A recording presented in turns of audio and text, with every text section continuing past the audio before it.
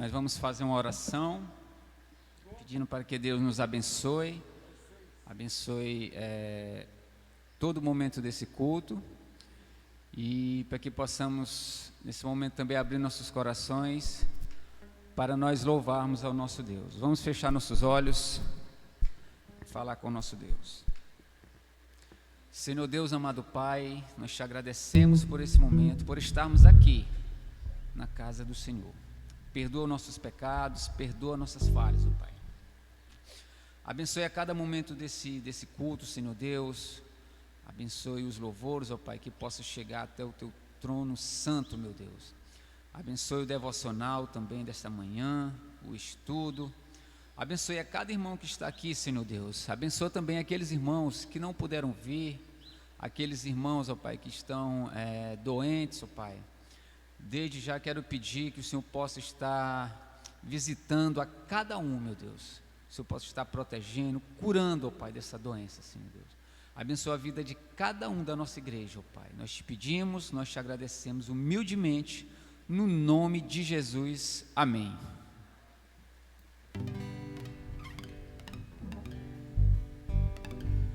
Irmãos, vamos abrir nossos cantores no hino de número 112.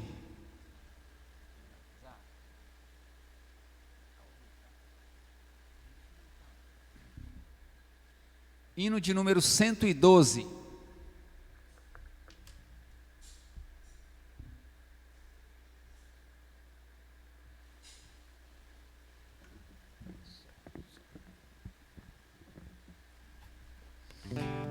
Vencendo vem Jesus.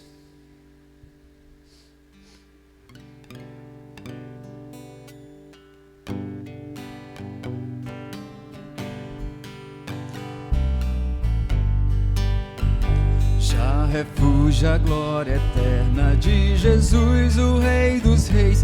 Breve os reinos desse mundo seguirão as suas leis. Os sinais da sua vinda mais se mostram cada vez. Vencendo vem Jesus. Glória, glória, aleluia. Glória, glória, aleluia. Aleluia, vencendo vem Jesus. O clarim que chama os crentes, a batalha já soou. Cristo à frente do seu povo, multidões já conquistou. O inimigo em retirada, seu furor patenteou. Vencendo vem Jesus. Aleluia, glória, glória, aleluia, glória, glória, aleluia, vencendo vem Jesus. Eis que em glória refulgente sobre as nuvens descerá, e as nações e os reis da terra, sim, em paz e santidade toda a terra regerá. Vencendo vem Jesus. Glória, glória, aleluia. Glória, glória, aleluia. Glória, glória, aleluia. Vencendo vem Jesus. Por fim entronizado, as nações há de julgar, todos grandes e pequenos o juiz hão de encarar, e os remidos triunfantes em fulgor hão de cantar. Vencido tem Jesus. Glória, glória, aleluia. Glória,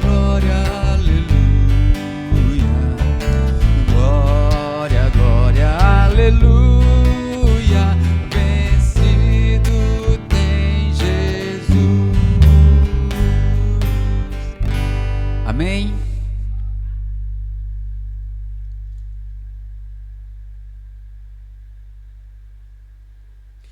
Irmãos, hino de número 414.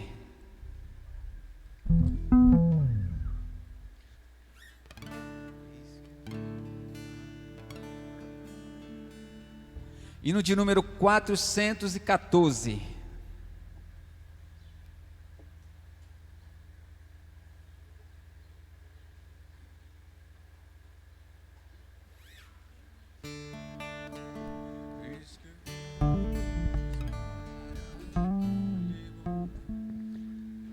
Hino de número 414.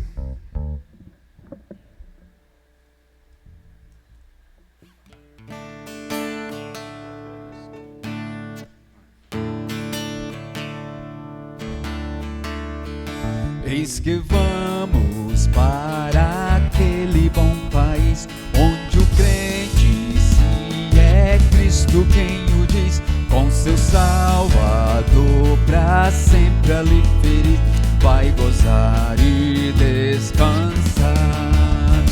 Trabalhemos, pois, com zelo e com vigor, constrangidos pelo seu imenso amor.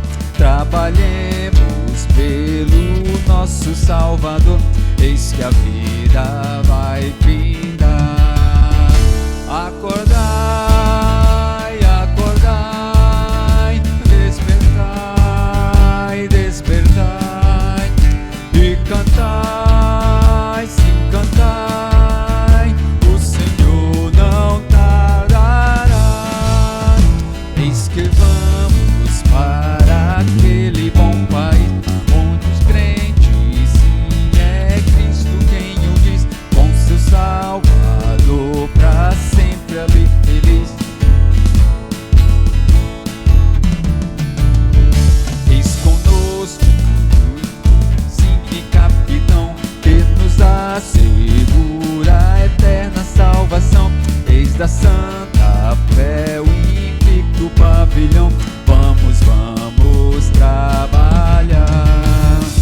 E avante, nada temos que temer, pois Jesus havemos sempre de vencer. Trabalhemos juntos sem desfalecer, para a obra contemplar. Acordai, acordai, despertai, despertai, e cantai, sim, cantai, o Senhor não tardará. Eis que vamos para aquele bom país, onde o crente, sim, é Cristo quem o diz, com seu Salvador pra sempre ali feliz, vai gozar e descansar. Revestidos da couraça de Jesus, como servos seus e filhos, sim, da luz, gloriando em Cristo e sua cruz, vamos, vamos trabalhar. Os perdidos vamos com amor buscar, aos desesperados vamos declarar que Jesus deseja os homens transformar. Ó, sim, vamos trabalhar.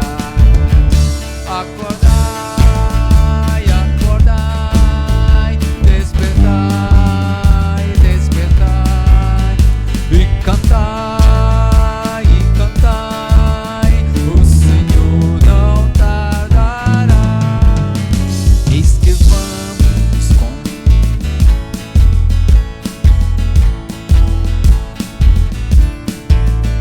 com seu Salvador pra sempre ali feliz, vai gozar e descansar. Amém. Vamos agora só dar uma pequena pausa nos louvores. Nós vamos abrir agora nossas Bíblias em Salmos capítulo 128. Salmos capítulo 128.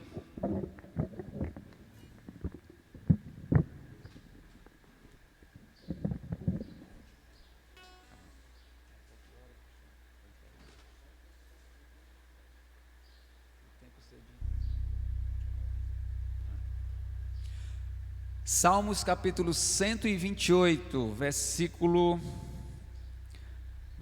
de 1 ao 6. Salmo 128. Eu vou ler, os irmãos acompanham. Bem-aventurado aquele que teme ao Senhor e anda nos seus caminhos, pois comerás do trabalho das tuas mãos. Feliz serás e te irá bem. A tua mulher será como a videira frutífera aos lados da tua casa, os teus filhos como plantas de oliveira à roda da tua mesa. Eis que assim será abençoado o homem que teme ao Senhor. O Senhor te abençoará desde Sião, e tu verás os bens de Jerusalém em todos os dias da tua vida, e verás os filhos de teus filhos e a paz sobre Israel. Amém, irmãos? Glórias a Deus. Irmãos, agora nós vamos cantar o corinho Para Mim Tenho por Certo.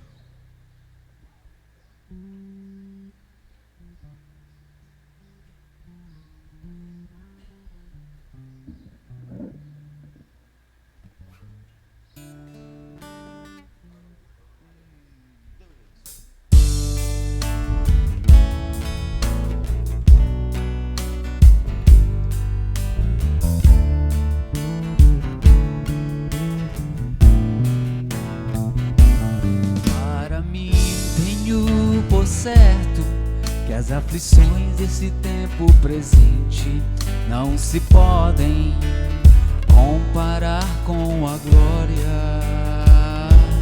Para mim tenho por certo que as aflições desse tempo presente não se podem comparar com a glória.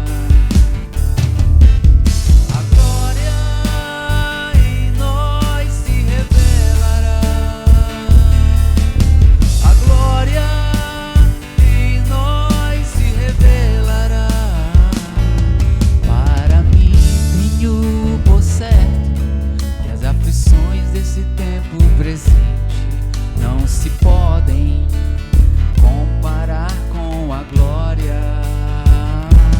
Para mim tenho por certo que as aflições desse tempo presente não se podem comparar com a glória.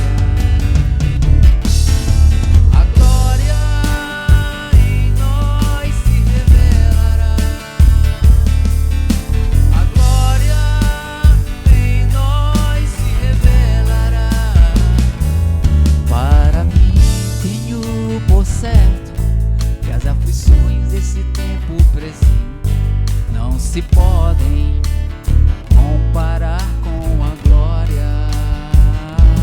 Para mim tenho por certo que as aflições desse tempo presente não se podem comparar com a glória. Não se podem comparar com a glória.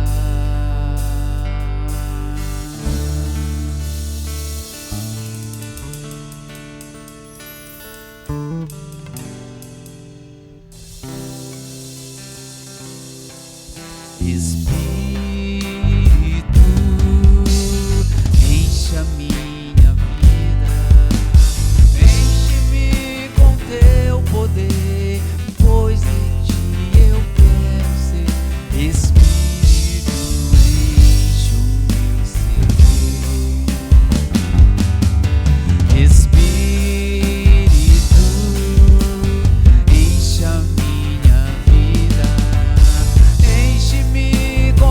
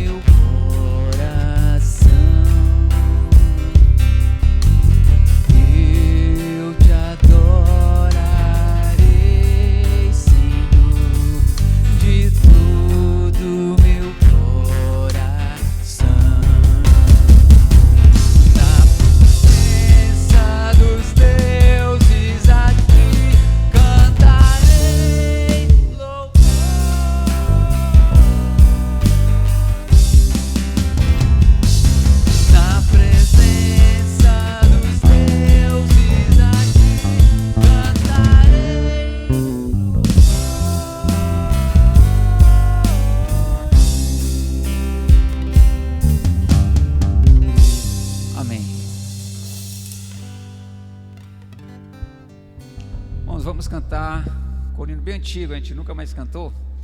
Aquele corinho, eu sou a videira verdadeira.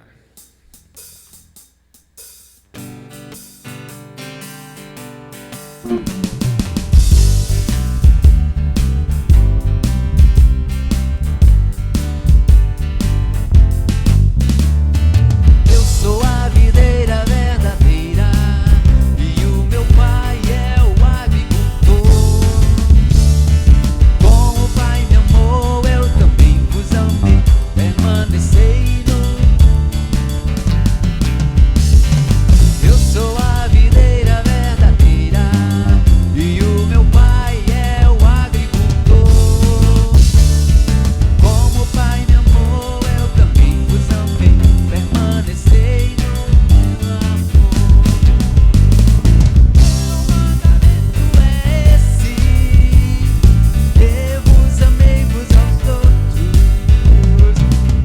Meu mandamento é esse: eu vos amei como eu vos amei. Eu sou a videira verdadeira e o meu pai é o agricultor. Como o pai me amou, eu também vos amei, permanecei no meu amor.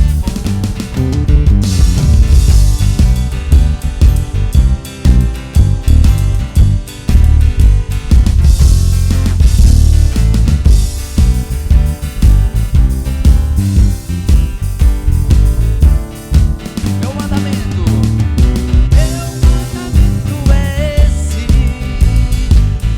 vos amei, vos aos outros. Meu mandamento é esse: que vos amei, vos aos outros, como eu vos amei. Eu sou a videira verdadeira e o meu pai é o agricultor. Como o pai me amou, eu também vos amei, permanecei no meu amor. Amém? Vamos encerrando aqui os louvores. Agora eu vou passar a palavra para o nosso pastor.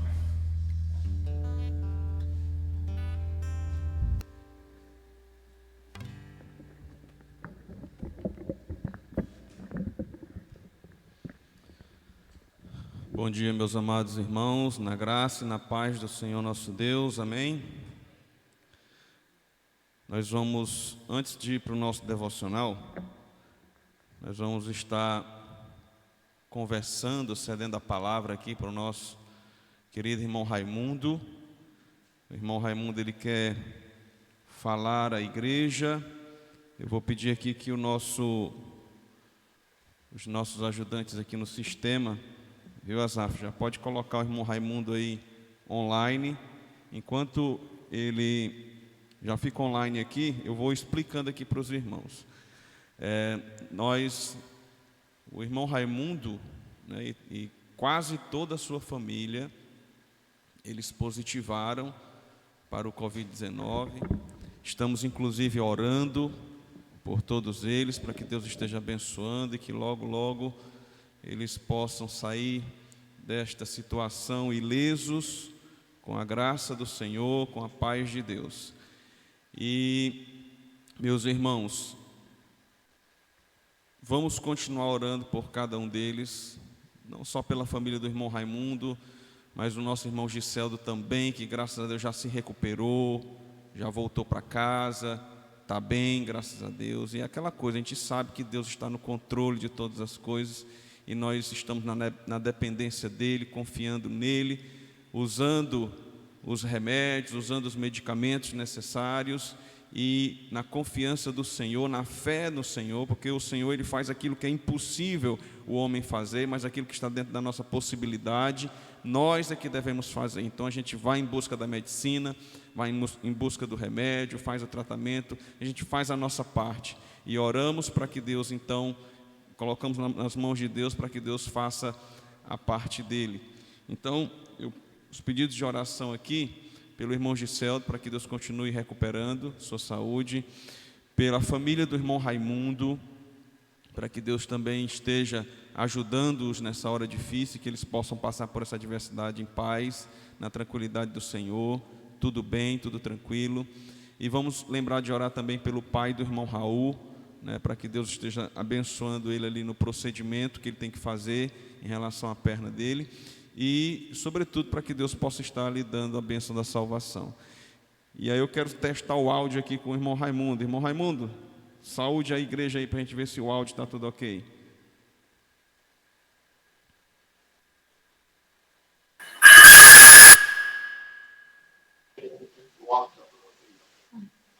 Posso falar? Bom dia, igreja. Aqui é o irmão Raimundo que está falando. Como o pastor já falou, eu quero dizer que toda a minha família, nós estamos impactados pela doença Covid-19, mas graças a Deus estamos todos bem, estamos todos em casa, estamos usando o medicamento passado pelos médicos, e que Deus esteja sempre nos abençoando. Nós sabemos que a gente fez de tudo para se defender, mas não conseguimos, né? E seja feito a vontade do Senhor. Neste momento, toda a minha família, nós estamos na mão do Senhor. O Senhor seja feito a sua vontade nas nossas vidas. Amém, irmãos? Mas eu queria fazer aqui uma leitura no livro de Tiago, capítulo 5, são apenas 2 versículos, irmãos, que eu quero deixar para toda a igreja. Diz assim a palavra do Senhor: sede, pois, irmãos, paciente, até a vinda do Senhor. Eis que o lavrador espera o precioso fruto da terra, aguardando com paciência, até que receba a chuva temporal e serodia. Sede vós também paciente, fortalecei os vossos corações, porque já a vinda do Senhor está próxima. Irmãos, aqui é uma palavra que está falando que a gente deve ter paciência, e também fala da vinda do Senhor. Irmãos, não é o devocional, é só uma pequena palavrinha. Então, sede, pois, irmãos, pacientes, até a vinda do Senhor. Aí ele dá aqui um exemplo de um lavrador. Um lavrador que cultiva a terra. O lavrador, ele tem paciência de preparar a sua terra, esperando pelas chuvas, para que dê aqueles frutos, para eles poderem saborear. Irmãos, assim é nós temos que ter muita paciência, esperar pela vinda do Senhor. Nós não sabemos o que o Senhor tem guardado para nós, porque este mal que está aí no mundo é o mal que está levando muita gente, e aí ninguém sabe o que vai acontecer. Por exemplo, aqui na minha casa, nós que estamos completamente, quase todos, espero que Deus esteja nos livrando, essa é a nossa vontade, mas nós não sabemos se está na vontade do Senhor. Por isso é que nós temos que, cada dia que passa, se entregar ao Senhor. Como diz o versículo 7, 8, sede-vos também paciente, fortalecei o vosso coração. Fortalecer o vosso coração, irmãos, é com a palavra do Senhor, é com oração, é buscando constantemente o Senhor nas nossas vidas, para que nós estejamos realmente preparados para a hora final das nossas vidas, irmão. Porque o momento vai chegar. Esta é a promessa de Deus. E esta promessa, ela não vai falhar. Um dia vai acontecer. Nós iremos partir para a glória. Não sei de que jeito é que vai ser. Se vai ser de doença de Covid-19, se vai ser de outra coisa. Eu sei que essa certeza, que um dia nós iremos partir. E que cada um procure a se fortalecer no Senhor. Que cada um procure a desenvolver a sua salvação que cada um procure a buscar mais a presença do Senhor nas nossas vidas, para que nós estejamos realmente preparados para este grande dia do Senhor, que é a vinda do Senhor. Amém, irmãos?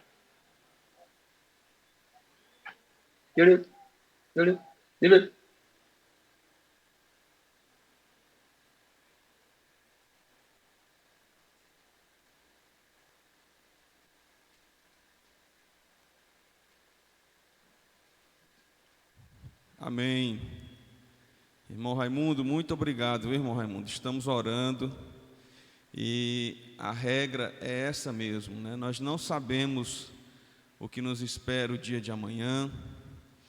Os sinais da vinda do Senhor a cada dia estão mais fortes. Nós podemos entender e entendemos isso, que nós estamos já no princípio das dores. Já estamos aí nos últimos momentos daquele script que foi desenhado pela profecia bíblica, tanto do Apocalipse quanto de Daniel, e nós já estudamos isso. Nós aqui já temos uma noção do que a Bíblia nos diz, de mais ou menos o que há de acontecer. E, irmãos, é isso, vamos aguardar a vinda do nosso Senhor. E se nós não tivermos o privilégio, a bênção de estarmos aqui quando Jesus voltar, saibamos que é da vontade de Deus que cada um de nós possa ir se encontrar com Ele, antes da sua vinda, antes do seu retorno. Como eu já falei aqui, biblicamente falando, nós não devemos temer a morte, porque a morte, ela nada pode fazer com os eleitos de Deus. A única coisa que a morte pode fazer conosco é nos tirar daqui deste mundo e nos levar e nos entregar nas mãos e nos braços de Deus. Como Paulo vai dizer em Romanos, se com Ele nós vivemos, com Ele também morreremos. Seja na vida, seja na morte, nós somos do Senhor, nós somos propriedade exclusiva do Pai. E aquele que é filho de Deus, como diz o apóstolo João em sua carta, o maligno não lhe toca. O maligno não lhe toca. Então, tenhamos fé, vamos manter a nossa fé firme no Senhor, que possamos falar com sinceridade, como o salmista também falou, quando no Salmo 23 ele diz: ainda que eu ande pelo vale da sombra da morte, eu não vou temer mal algum, porque eu sei que o Senhor está comigo. Eu sei que a sua vara, eu sei que o seu cajado, eles me consolam, eles me guiam, eles me protegem, eles são a minha provisão todos os dias. E conforme Paulo explica em Tessalonicenses, nas suas cartas, na sua primeira carta aos Tessalonicenses e também na segunda carta aos Tessalonicenses, a respeito das últimas coisas, ele diz: olha, irmãos, não se preocupem. E também na carta de Coríntios ele fala isso, ele vai explicar sobre as últimas coisas, ele vai dizer: olha, não se preocupem, porque o dia do Senhor, nós os que estivermos vivos no dia do Senhor, nós não vamos preceder os que morreram. Ou seja, os que morreram vão chegar primeiro do que nós. Nós não precederemos, os mortos ressuscitarão primeiro. Os mortos ressuscitarão primeiro, e os que estiverem vivos é que serão arrebatados. E, irmãos, mais do que nunca, os sinais, como eu falei, os sinais estão aí.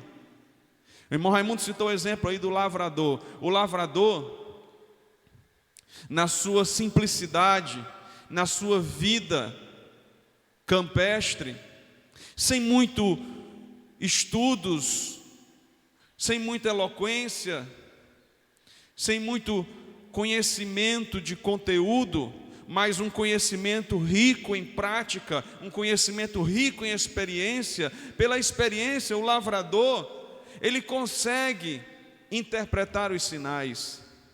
Ele olha para o céu e ele planta, analisando as estações do ano. Os mais velhos tinham aquela ideia da ciência, né? O meu avô falava muito, tem uma ciência.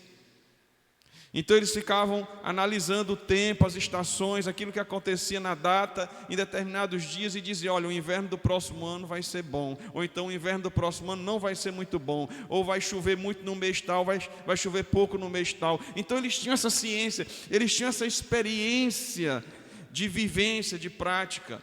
E aí, como diz a Escritura, o lavrador, com fé de que Deus vai enviar a chuva, no verão ele prepara a terra, ele ara a terra, ele cuida da terra, ele lavra a terra, e ele planta a semente, aguardando a chuva serôdia,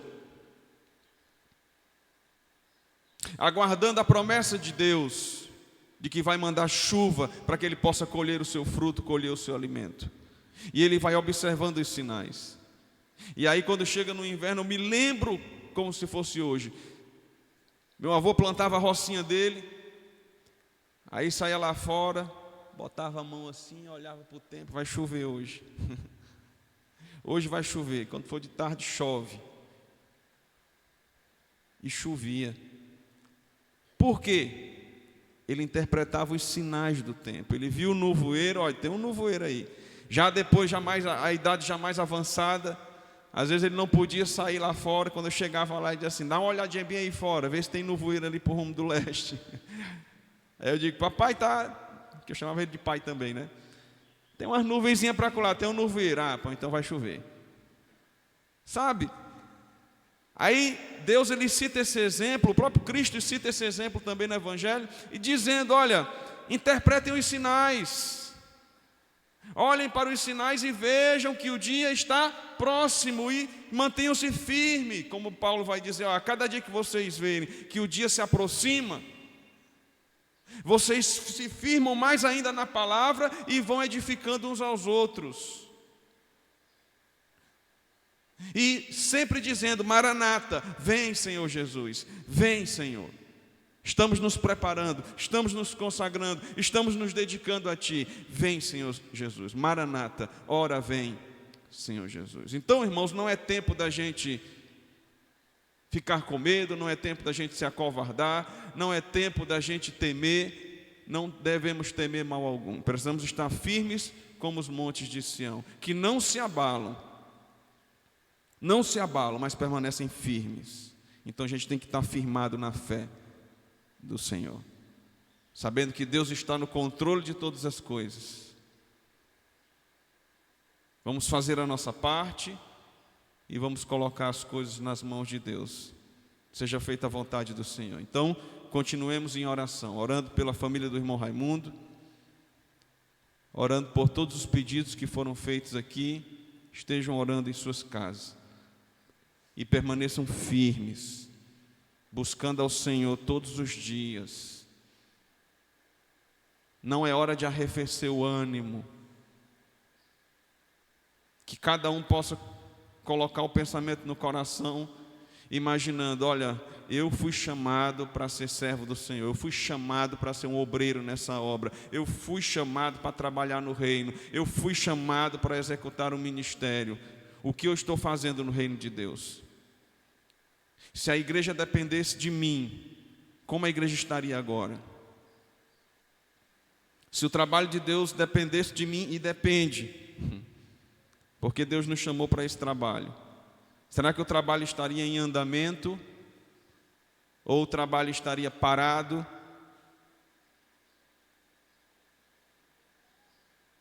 Sabe, é uma coisa que a gente tem que pensar. Se o trabalho dependesse de mim, como é que estaria o trabalho da igreja? Se dependesse das minhas ações, das minhas atitudes, daquilo que eu estou fazendo, como é que estaria o trabalho? O reino estaria continuando, continuaria o reino sendo proclamado, continuaria o evangelho sendo proclamado? Então que cada um possa pensar desta forma. E procurar viver uma vida santa e temente a Deus, aproveitando cada minuto, aproveitando cada segundo, cada tempo que Deus te dá aqui sobre a terra, para realizar esta obra, para que você possa olhar para trás, como fez o apóstolo Paulo dizendo a Timóteo, diz: olha, olhando para trás, eu posso dizer, eu fui um guerreiro, eu combati o bom combate. Eu combati o bom combate, eu não tive medo da batalha, eu não tive medo da guerra, eu fui para a guerra. E quando você vai para a guerra, você vai, mesmo correndo risco de perder a sua vida, mas você vai defender a sua causa, você vai defender aquilo que você acredita. E o guerreiro que morre na batalha, ele não é considerado covarde, ele é considerado um herói, porque ele morreu no cumprimento da sua missão. Que Deus me conceda a bênção de morrer no cumprimento da minha missão, que eu nunca venha me acovardar, mas que eu cumpra a missão até o fim, nem que para isso eu tenha que dar a minha vida. Jesus deu a sua vida para cumprir a sua missão, por que eu seria diferente? Se Jesus não tivesse dado a sua vida, eu não seria salvo, mas Ele deu a sua vida por amor a nós. E aquilo que Paulo diz, olha, assim como Ele deu a sua vida por nós, nós também não devemos viver para nós, a nossa vida pertence a Ele.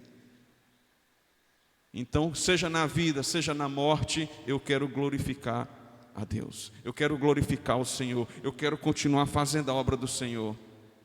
Não quero ser tímido, não quero ser covarde, porque a Bíblia diz, os covardes não herdarão o reino dos céus. Eu quero permanecer firme em Deus, firmado no Senhor, buscando a Deus todos os dias, orando, jejuando, buscando conhecimento da palavra, buscando viver uma vida íntegra na presença do Senhor, fazendo a minha parte na medida do possível,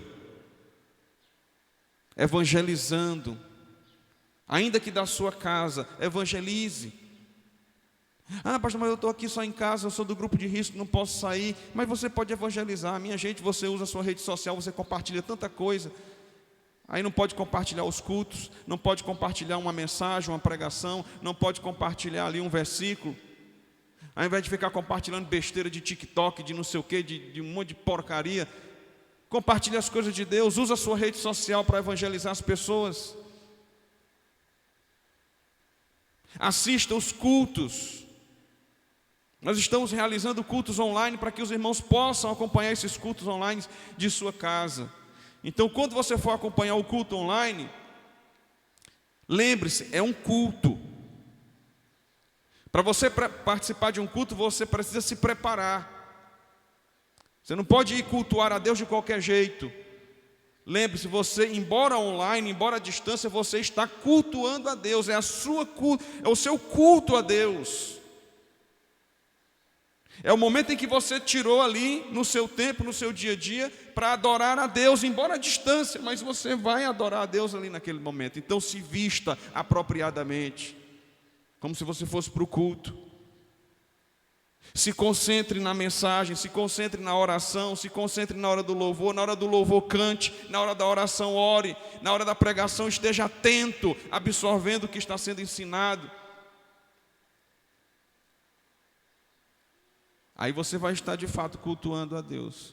Não é soltar o vídeo lá do culto e sair para se concentrar em outras coisas. Você não se concentrou no culto, você não participou. Você só soltou o vídeo lá e deixou rolando lá e está fazendo outras coisas. Não se concentra na palavra, não sabe nem o que é que aconteceu. Vários amigos que você tem aí nas redes sociais que poderiam também ouvir essa palavra e você não compartilha. Gente, é só um botão, é só ir lá, apertar um botão, compartilhar. Aí você compartilha a mensagem com as pessoas, no WhatsApp, no Facebook, no Twitter, no Instagram, você compartilha, você passa para frente essa mensagem, evangelizando, você está evangelizando dessa forma. Você está usando os meios que você tem para continuar fazendo a obra de Deus. Então a gente tem que pensar nisso, irmãos. Não é agora porque você está de quarentena que você vai ficar em casa sem fazer nada. Não, lembre-se, eu continuo sendo servo de Deus. Eu continuo tendo a missão, a responsabilidade de fazer a obra de Deus. Eu continuo tendo a missão de ajudar nessa igreja local, de abençoar esta igreja local, de continuar fazendo a obra. Eu tenho que fazer alguma coisa, eu não posso ficar parado. E quando tiver oportunidade, venha para a igreja. Venha para a igreja. Quando tiver oportunidade, quando abrir novamente as portas, as possibilidades, não se afaste não, irmão. Tem muito irmão se afastando. Tem muito irmão que, gente, é nessas horas que a gente percebe se de fato nós temos firmeza no Senhor, coragem, ou se não.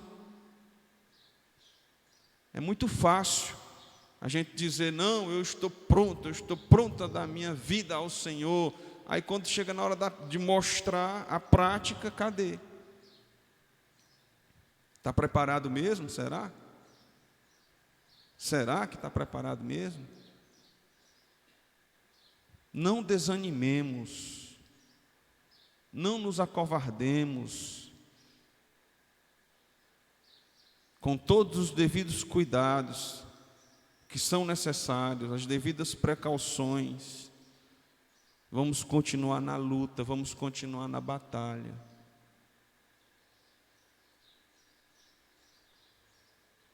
Porque os males vão continuar. Não pense que a tendência vai ser melhorar. Não tem nada de melhora não, irmão. Tendência daqui para frente são os sinais.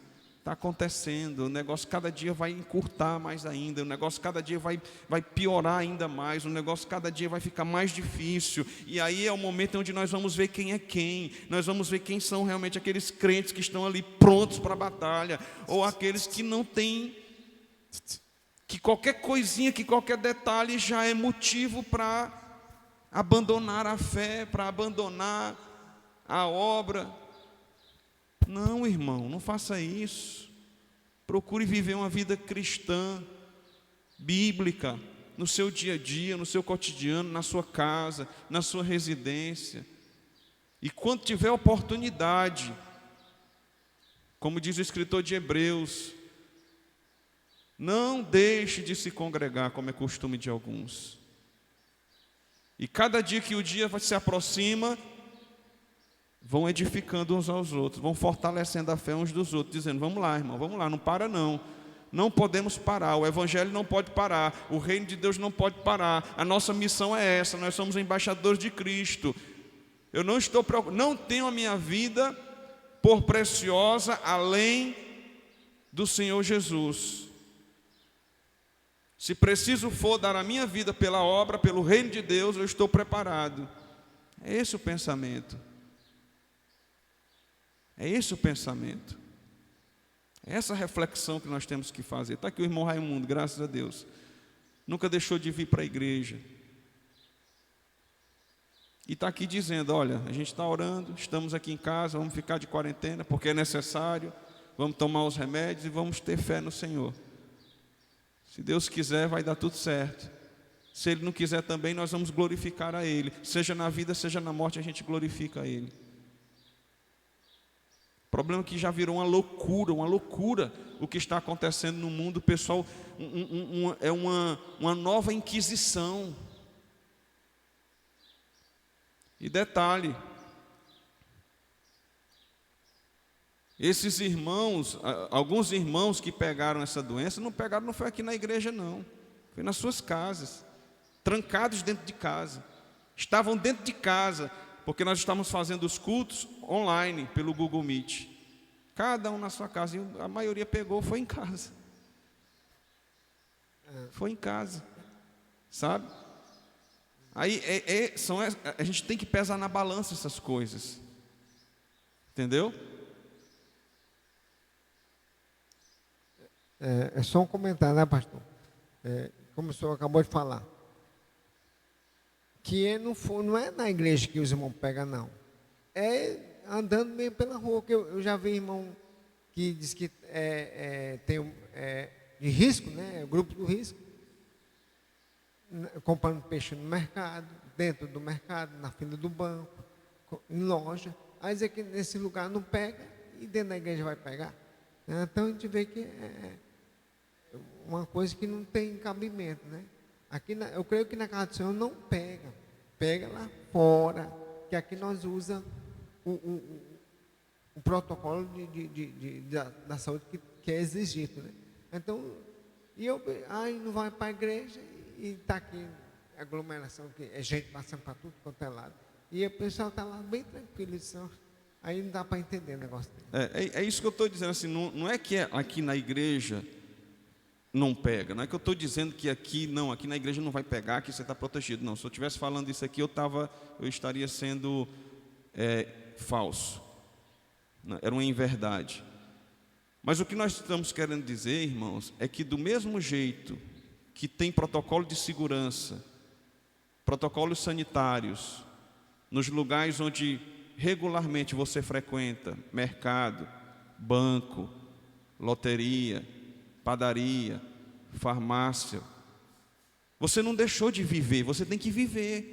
Você continua vivendo, você vai no comércio, você vai no banco, você vai na loteria, você vai na padaria, ou você passou esse período todo, já está com mais de um ano de pandemia, mais de um ano, começou em março do ano passado, essa questão das quarentenas e tudo mais. Março do ano passado começou esse negócio. De lá para cá, você passou esse período todinho trancado dentro de casa? Eu acho que não. Eu tenho certeza que você foi no banco, eu tenho certeza que você foi na loteria, eu tenho certeza que você foi na padaria, porque é uma coisa que você tem que ir todos os dias. Mas lá é seguro, e aqui também não é? Mas lá tem o álcool gel, e aqui também tem. Mas lá tem o distanciamento, aqui também tem. Lá tem todos os protocolos sanitários, aqui também tem. Então por que o perigo está só na igreja? Quer dizer que no banco não tem perigo, no supermercado não tem perigo, na loteria não tem perigo, só na igreja que tem um perigo. Sabe, irmãos? Então é esse tipo de coisa que a gente tem que começar a analisar isso, a gente tem que começar a refletir sobre isso, a pensar nisso, porque senão a gente fica na loucura. E eu vi muitas autoridades querendo impor essa culpa à igreja. Eu não vou nem começar, porque isso aqui vai gerar polêmica aqui no vídeo, e o vídeo está sendo transmitido para todo mundo. Mas a gente não é tonto, a gente não é cego, a gente está vendo. A gente viu o que as autoridades fizeram, como elas politizaram essa doença. Nós vimos. Tempo desse aí nós nos levantamos, pastores, e fomos conversar com as autoridades e dizer, olha, que negócio é esse? Porque eles estavam querendo impor regras abusivas somente à igreja, abrir os bancos, abrir as loterias, mas a igreja tem que ficar fechada. Por quê? Qual a razão disso? Nós fomos questionar isso diante das autoridades. Quer dizer que o banco pode aglomerar, a loteria pode aglomerar, pode abrir com os protocolos sanitários, a igreja não pode. A culpada da pandemia agora é só a igreja. Que conversa fiada é essa? Que história é essa? Ninguém é tonto, não. A gente está atento às coisas que está acontecendo, minha gente. Sabe? É uma maneira de querer barrar o evangelho, de querer barrar a pregação da palavra de Deus, de querer fechar de fato as igrejas, e nós não podemos ceder a essa estratégia, que nós sabemos de quem é essa estratégia. Quem é que está usando essas pessoas para pensar dessa forma? Não, meu filho, pois se você pode ir para o banco, se você pode ir para a loteria, com todos os protocolos sanitários, você pode ir para a igreja também, com os protocolos sanitários, distanciamento, tudo direitinho, máscara, álcool gel, tudo nos conformes, tudo, não tem problema. Não tem problema. E como eu falei, enquanto nós estávamos somente online, os irmãos pegaram o Covid e não foi indo para a igreja, não. Não foi indo para a igreja, não. Você pegou em casa, trancado dentro da sua casa, você pegou. Então, irmãos, o fato é que, do jeito que há proteção, há protocolo, há cuidados sanitários nos outros lugares, da mesma forma, há cuidados sanitários aqui também. Do jeito que você precisa, né, de uma certa forma, ir para o banco, ir para a loteria, você precisa da comunhão com o Senhor também, da comunhão com a igreja também, porque o culto à distância ele não é a mesma coisa de um culto presente. Se fosse a mesma coisa, nós não teríamos a recomendação bíblica de dizer, não deixe de se congregar. Se fosse a mesma coisa, Deus não estaria dizendo, não deixe de se congregar.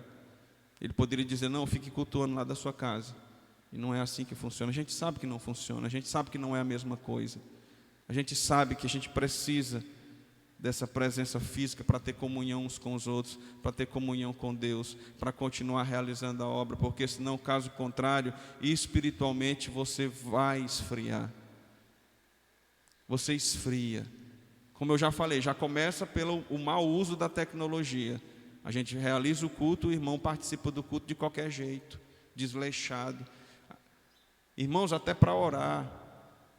Jesus Cristo disse, olha, quando você for orar, você entra no seu quarto, tranca a sua porta e tira ali um tempo a sós com Deus. Ou seja, tem que haver uma preparação. No culto da mesma forma, mesmo online, os irmãos que estão participando online, quando for ter o culto, quando for participar do culto, tira um momento para você parar, sentar,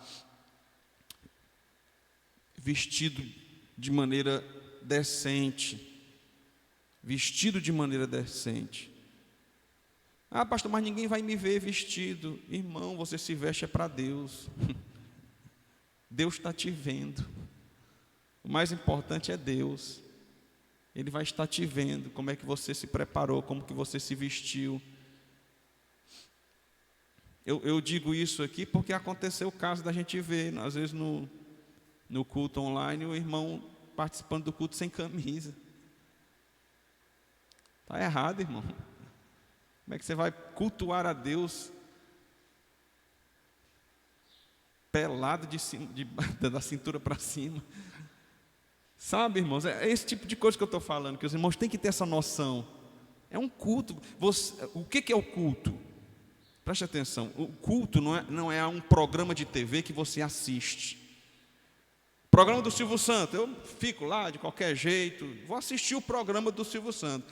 O culto não é para você assistir, o culto é para você participar. O culto, você pessoalmente, cada um vai prestar culto a Deus.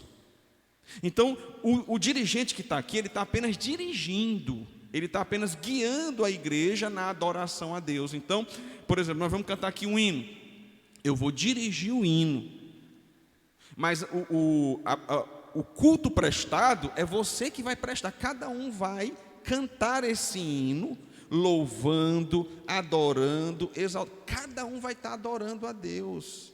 Não é só o dirigente que está adorando a Deus, não. Cada um vai estar adorando. Por isso que você tem que cantar. Por isso que não faz sentido o irmão está aqui na igreja, o dirigente dizendo assim, vamos cantar o hino. Aí o irmão fica calado. Irmão, você não é telespectador, não. Você não está aqui para assistir, não. Você está aqui para participar. Você está aqui para cultuar. Você está aqui para adorar. Então você tem que sair da sua casa preparado. Eu vou para a igreja fazer o quê? Eu vou para a igreja adorar a Deus. Eu vou adorar a Deus por meio da oração. Eu vou adorar a Deus por meio do louvor. Eu vou adorar a Deus aprendendo da santa palavra de Deus. Aí sim você veio com o pensamento de participar. Então quando o irmão está orando, você está orando também. Você está confirmando a oração do dirigente.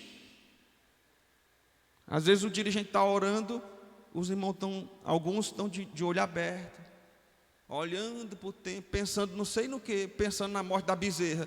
Meu Deus do céu, é para estar orando. Não é para orar? O dirigente diz assim, agora irmãos, vamos orar. Vamos orar. Não é só o dirigente que vai orar, não. Você vai orar.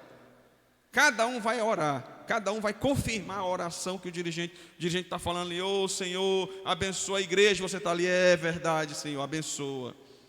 Amém, que assim seja. Aí o dirigente está dizendo assim: ô Senhor, muito obrigado por isso que aconteceu. Aí você: Senhor, muito obrigado, graças a Deus. Graças a Deus, obrigado, Senhor. Ô Senhor, que teu nome seja louvado por isso. Senhor, aleluia, aleluia, louvai ao Senhor. Aleluia, seja louvado o nome do Senhor. Você tem que estar atento, até para dizer as palavras corretas, né? Até para dizer as palavras corretas. Porque senão às vezes você diz até a palavra errada. Enquanto o irmão está aqui orando, pedindo misericórdia, você está dizendo: louvado seja Deus. Calma, irmão, é misericórdia, ele está pedindo misericórdia. Foi um desastre que aconteceu, uma coisa ruim que aconteceu, então misericórdia. Louvado seja Deus. Olha, não prestou atenção nem no que o irmão que estava orando estava dizendo, né? O irmão fulano morreu, louvado seja Deus. Misericórdia. Senhor, misericórdia. Tem misericórdia da família, tem misericórdia do pai, tem misericórdia da mãe, tem misericórdia, né? O irmão está orando pedindo misericórdia e você está indo para o outro lado. Tem que estar atento. Vamos cantar o louvor? Vamos lá, vamos todo mundo. Agora é o momento que eu vou adorar a Deus, que eu vou louvar a Deus, porque a adoração é tudo. Adoração é oração, é louvor, é na pregação você está adorando. Todo culto você está adorando. Aí tem a oração, tem o louvor e tem a pregação. Na oração você está ali conversando com Deus. No louvor você está exaltando a Deus. E na pregação Deus está falando com você e você está ouvindo, aprendendo, sendo edificado, assimilando aquilo que está sendo ensinado,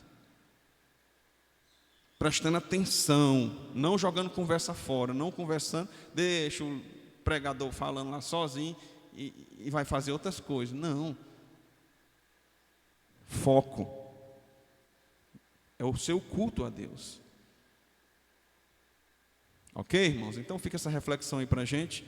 Quero convidar aqui o irmão que vai trazer o estudo bíblico da palavra de Deus e que nós possamos estar concentrados na palavra do Senhor. Diga, irmã Érica.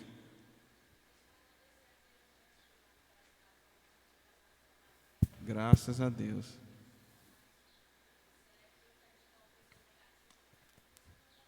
Os sintomas parecidos. Amém. Então, a irmã Érica está agradecendo a Deus pela recuperação da saúde da Giovana, que estava doentinha e tudo, mas graças a Deus já está bem, está tranquilo. Fez o teste deu negativo, está tudo tranquilo. Porque no domingo passado eu até percebi, teve um alvoroço na hora do culto, né? Porque a Giovana estava passando mal. Mas graças a Deus já no outro domingo já está tudo bem, está tudo ok. E louvado seja o nome do Senhor. Né? Então, irmãos, continuemos em oração pelos demais irmãos que estão adoentados, para que Deus os recupere. Vamos só fazer uma oração para a gente passar então a palavra aqui para o irmão Hermano, que vai trazer o estudo bíblico. Senhor nosso Deus e Pai, nós te damos graças por tudo que o Senhor Deus tem feito por nós. Perdoa os nossos pecados, as nossas falhas, e te pedimos, Pai, que o Senhor Deus atenda os nossos pedidos de oração que fizemos agora há pouco, pela família do irmão Raimundo, que o Senhor Deus esteja abençoando-os, ó Pai, para que nada de ruim venha acontecer, mas que logo, logo eles saiam dessa quarentena, dessa situação do vírus, tranquilo e retornando para os trabalhos da igreja e também seus trabalhos seculares.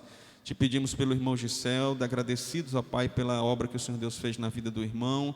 Já está recuperado, está bem, está em casa, né? Já passou o momento mais difícil, a fase mais difícil já passou. Agora está em casa, que o Senhor Deus continue recuperando o nosso irmão, abençoando sua família, sua esposa, seus filhos, toda a sua família. Te pedimos a bênção aqui pela sogra dele, pela mãe da Janaína, a dona Rita, que o Senhor Deus esteja recuperando a saúde dela também, concedendo-lhe salvação. Te peço também, Senhor Deus, pelo pai do irmão Raul, que o Senhor Deus abençoe, agilizando o processo, o procedimento de saúde que ele vai ter que fazer. E, sobretudo, Pai, concedendo também fé para a salvação, que ele possa se render ao Senhor Jesus. Abençoe o irmão Raul, que está enfrentando essa dificuldade, essa barra muito difícil.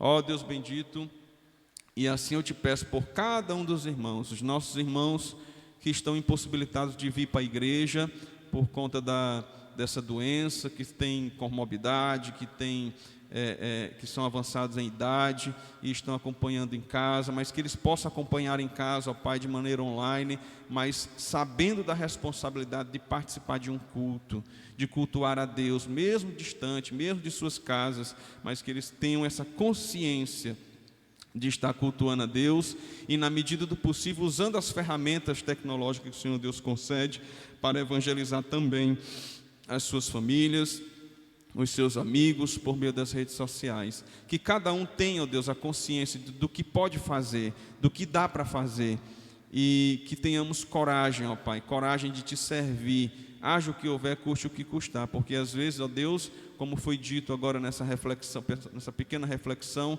muitas vezes nós fazemos as coisas de um lado, mas quando é para Deus, aí nós não temos coragem de fazer. Então, que não venhamos ser hipócritas, mas na verdade, Senhor Deus, possamos servir ao Senhor com equilíbrio, com tranquilidade, sem se afastar do Teu reino jamais, mas glorificar o Senhor, seja na vida, seja na morte. Abençoe agora o Teu servo que vai trazer a Tua palavra, que o Senhor Deus o use como instrumento e que todos nós sejamos edificados por meio do ensino da Tua palavra. No nome de Jesus, amém. Irmão Hermano, com você.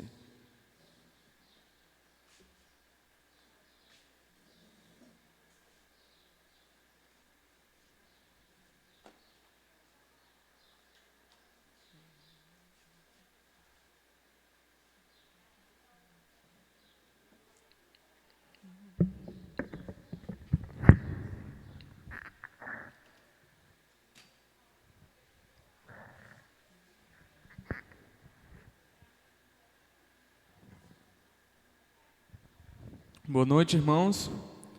Graça e paz. Bom dia. Foi mal.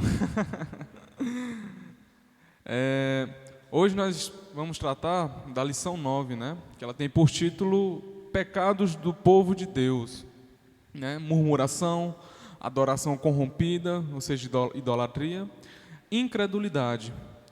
E por fim ele vai trazer, né? Ele vai trazer o que devemos fazer, né? Ele vai trazer tipo uma solução, né? Ou seja, como devemos agir contra isso, né? Que no caso é confessar e mudar, né? Isso é uma coisa precisa, né? É preciso mudar. Então, a lição de hoje, né, mostrará algumas das situações típicas e os atos do Senhor para corrigir e recolocar seu povo na direção certa e seguir. Essas lições, essa lição, né, esse livreto, né, ele traz muito, né, exemplos do povo, o povo de Israel, né, o povo hebreu. Quando ele fala que murmuração, né, ele já vai tratar do povo hebreu, quando eles saíam do Egito, né, eles reclamavam, murmuravam contra Deus, mesmo Deus os abençoando a todo momento, né, fazendo cair maná do céu, dando o que comer e beber, né, não deixava eles passarem frio e nem calor a ponto de morrer, né, então ele protegia a todo tempo. Segundo tópico, ele vai falar sobre adoração falsa, idolatria, né, principalmente naquele episódio do bezerro de ouro. Terceiro tópico é a incredulidade, né, a incredulidade do povo. Aqui ele já vai citar no tempo que Deus disse e prometeu, né, que o povo eles iriam ter domínio sobre a terra prometida, no caso Canaã, né? Mas para isso eles teriam que guerrear, né, contra os povos que estavam ali, né? Povos gigantes, fortes, com armamento pesado, né? Guerreiros formidáveis, e eles ficavam com medo, né? Ficaram com medo, e é onde veio esse título, né? A incredulidade do povo, né? Para com Deus. Deus prometeu e o povo não creu, né? Então é mais ou menos isso que será tratado aqui na lição. Mas vamos lá para o primeiro tópico, né? A murmuração. O mais comum e constante pecado do povo de Israel após a saída do Egito, chamada a murmuração. Lamentos e queixas são muito comuns. Os efeitos da queda trouxeram sofrimentos e dor para a terra. E todos nós temos de lidar com a tristeza e a aflição de não mais desfrutarmos da plenitude da vida. Ou seja, depois do pecado cometido por Adão, veio a preguiça, veio a fadiga do trabalho, né? Veio dores, doenças, sofrimento, né? E é necessário, como ele falou aqui, lidar com essas tristezas, né? Lidar com estes sofrimentos. Só que tem muitos que não sabem lidar, né? Tem muitos que perdem a cabeça e se entregam à murmuração, que é um dos pecados que Deus mais abomina, a murmuração, né? Como é que a pessoa está fazendo bem para ti aqui e tu vai e fala mal, dizendo que era preferível a gente estar lá no Egito sofrendo, né?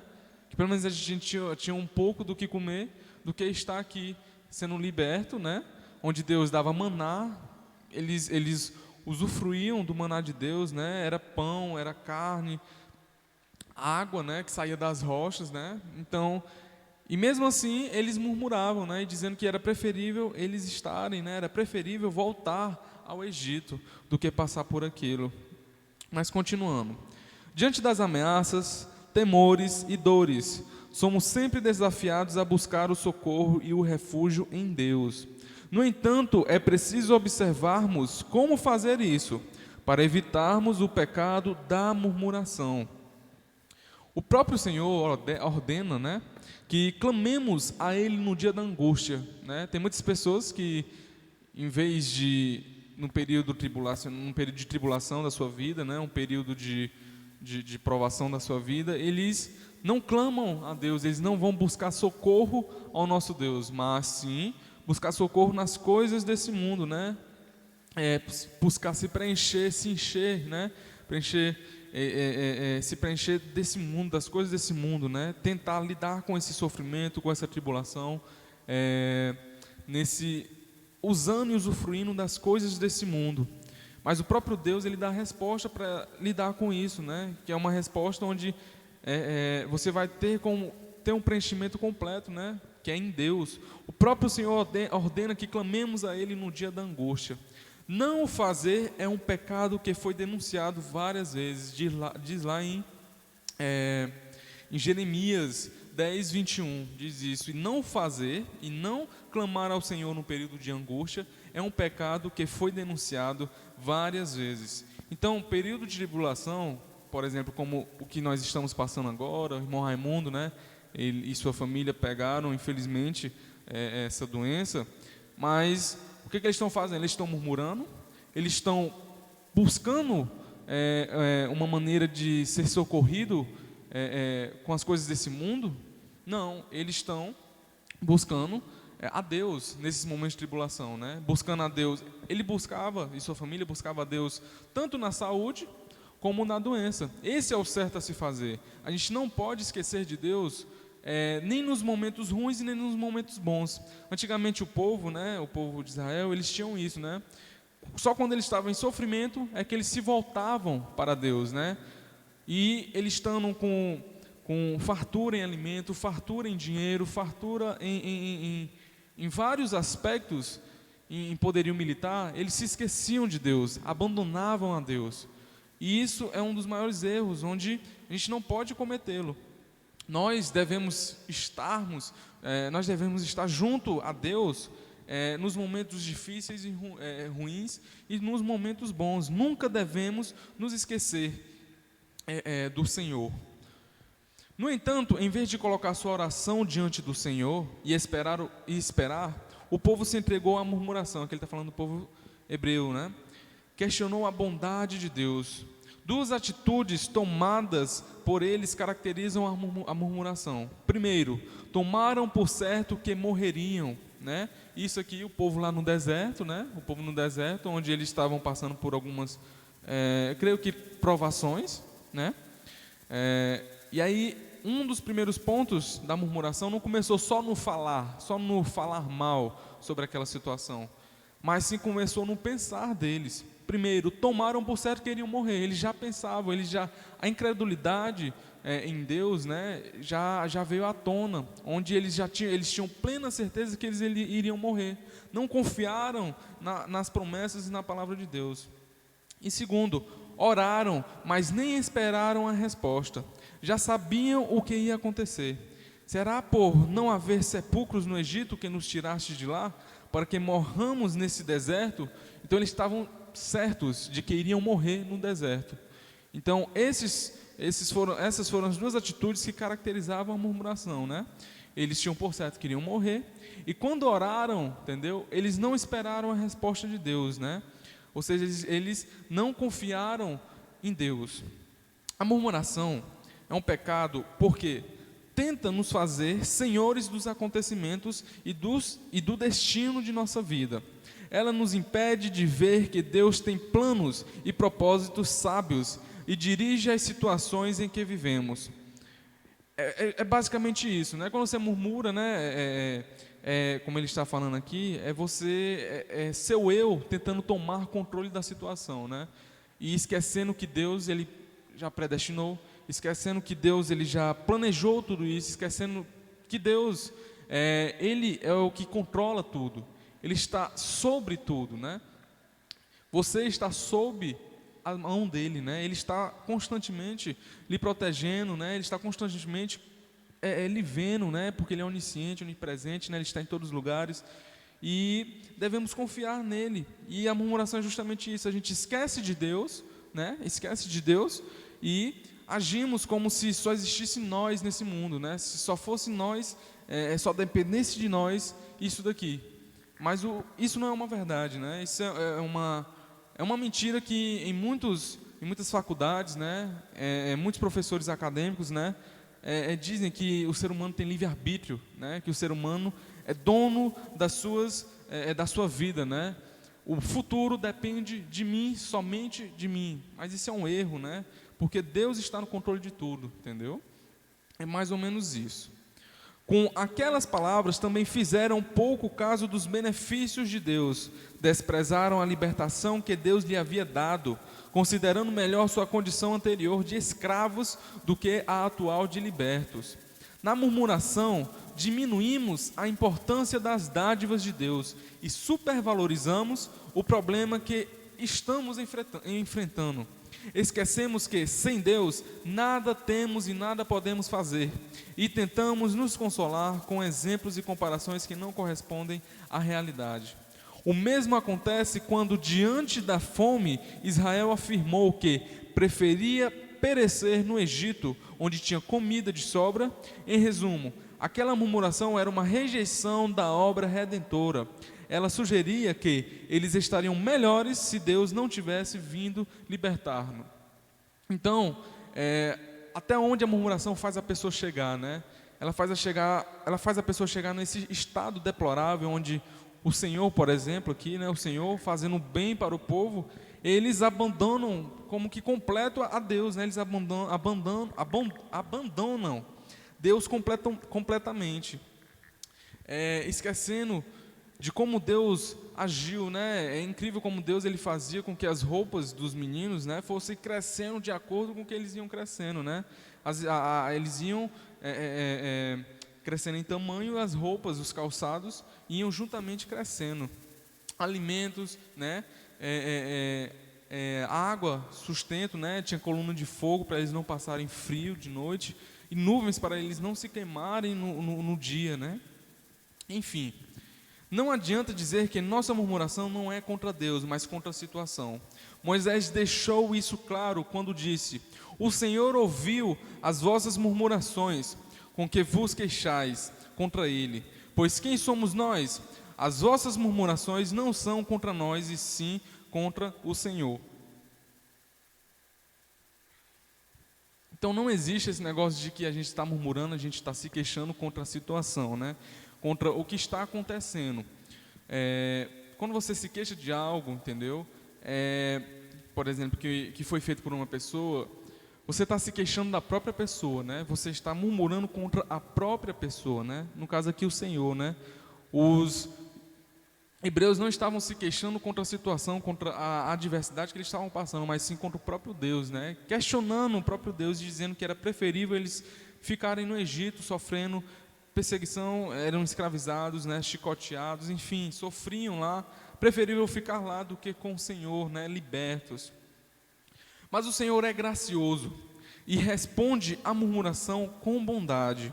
Ele não nos trata segundo os nossos pecados. Ele sabe da nossa dependência e fraqueza. Por isso vem em socorro do seu povo, mesmo quando este não reconhece seu amor e bondade. Repetindo, por isso vem em socorro do seu povo, mesmo quando este não reconhece seu amor e bondade, né? É basicamente aquela história de Oséias, né? Deus ele trouxe o livro de Oséias, né, como um exemplo também de Deus, né, uma analogia de Deus para com seu povo, onde ele, vamos dizer que ele era Oséias e o povo era a prostituta com que Oséias se casou, né? Nesse contexto, a mulher de Oséias, né, mesmo casada com ele, se prostituía com outros homens, né, constantemente. E Oséias sabia disso, né? Antes dele se casar, ele já sabia que isso iria acontecer.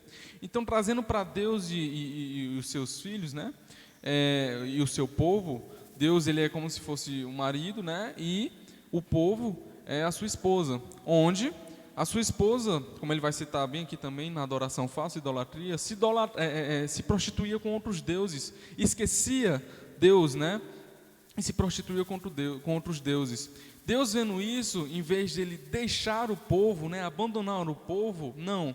Ele com bondade, como falei, com bondade, ele não nos trata segundo os nossos pecados. Ele sabe de nossa dependência e fraqueza. Mesmo com nossos pecados, né, mesmo com o cometimento de nossos pecados, ele a gente sabe que o pecado é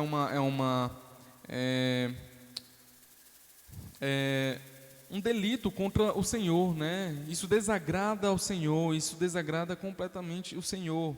Porém, mesmo ele estando nessa situação, ele age com bondade, né? Ele perdoa a sua esposa, né? No caso o seu povo, perdoa e faz uma restauração da aliança, né? Isso é basicamente a história do povo hebreu, né? O povo hebreu pecava, vinham as consequências e depois o Senhor mandava, vinha com restauração, né? Uma nova aliança, né? O povo quebrava a aliança, mas Deus vinha novamente, e isso repetidas vezes, né? Como Oséias também, né? Oséias, mesmo vendo que sua mulher se prostituía, todo santo dia com um homem diferente, ele ia lá, perdoava, né, e restaurava essa aliança, né? Então é basicamente isso que o Senhor faz, né? Mesmo sofrendo com essa infidelidade, né? Mesmo sofrendo com isso, Deus nos trata com amor. O Senhor faz o mar vermelho se abrir para deixar Israel passar, e o fechou para submergir todo o exército do Egito. Diariamente fez cair pão do céu para alimentar a multidão com uma comida que tinha sabor de bolo de mel. Também somos agraciados com instrução para a solução de problemas, muito além das nossas possibilidades.